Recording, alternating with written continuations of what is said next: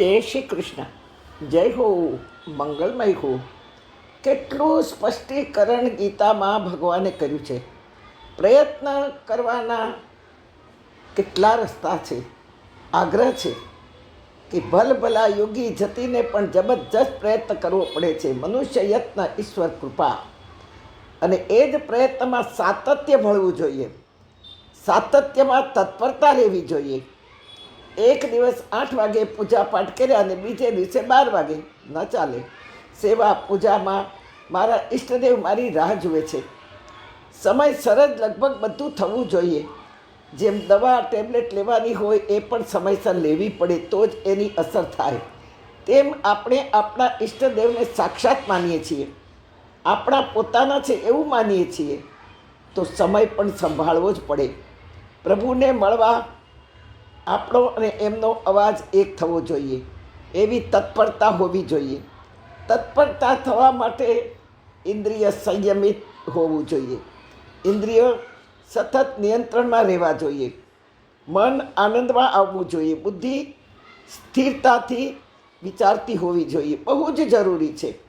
સંસારની ટાઈમપાસ કરવા જેવી કે વ્યવહારની, શોપિંગની, ભોગની વાતોમાં આપણે સદાય તત્પર જ હોઈએ છીએ. માત્ર સંયતેન્દ્રિય નથી હોતું.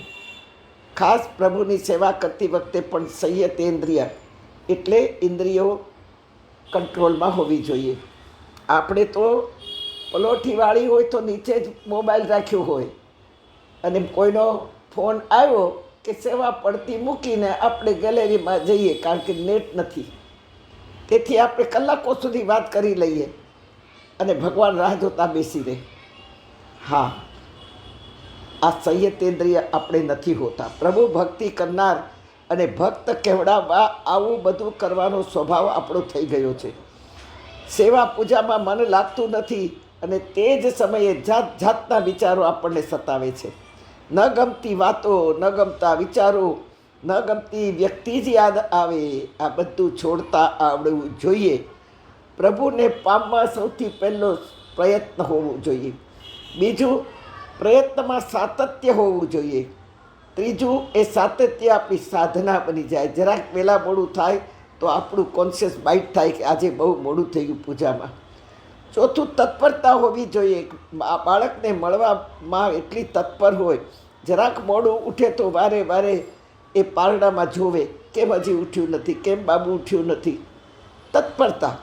પાંચમું, તલ્લીનતા હોવી જોઈએ. બાળક ઉઠી જાય પછી માં તલ્લીન બની જાય એમ પૂજા પાઠમાં, જપમાં તલ્લીનતા આવવી જોઈએ. છઠ્ઠું, તદ્રુપતા આવવી જોઈએ. સાતમું, યોગ ભાવના આવવી જોઈએ. આઠમું, સમાધિ અવસ્થા આવી જવી જોઈએ કે એક વખત ધ્યાનમાં બેઠા પછી જલ્દી હલી ન શકાય. એક જન્મારે આ નહીં થાય અને નહીં મળે, પણ એક દિવસ જરૂર થશે અને એક દિવસ જરૂર મળી જશે. તેથી ગીતામાં કહ્યું છે, અનેક જન્મ સંશુદ્ધિ તતો યાતિ પરાંગતિ. પરાંગતિ, પરમ ગતિને પ્રાપ્ત કરવા માટે આ 7 પગથિયા ચડવા પડે. હા, અને તો જ પરમ ગતિ, 8મી ગતિ પ્રાપ્ત થાય. 8મા પગથિયે પ્રભુ હાથ લાંબા કરીને ઊભા છે. જેમ બાળક ચાલતા શીખે અને હજી 2 પગથિયા બાકી હોય ત્યાં તો મા એને તેડી જ લે. છેલ્લા 2 પગથિયા ચડવા જ ન દે. મા એટલી ભાવ વિભોર થઈ ગઈ હોય કે મારું બાળક થાકી ગયું છે. એમ પ્રભુ પણ આપણી મા છે, પિતા છે. ત્વમેવ માતા પિતા ત્વમેવ.